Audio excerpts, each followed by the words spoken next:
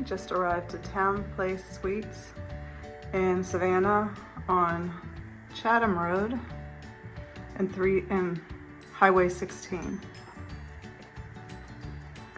It's a brand new hotel.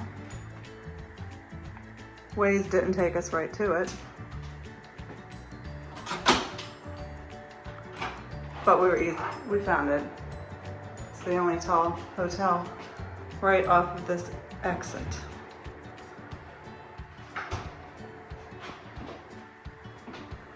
So this is the entrance, little kitchen area, refrigerator. Looks like it must be a closet. Dishwasher. Everything's brand new. I just said it's a new hotel. So it's our first time trying this hotel here in Savannah. Out there, where you can see the cars, that's 16.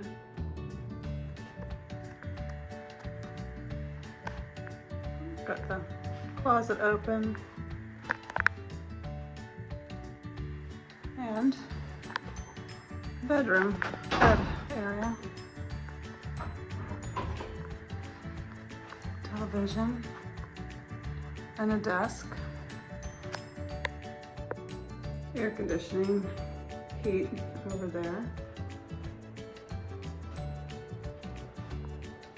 It smells brand new.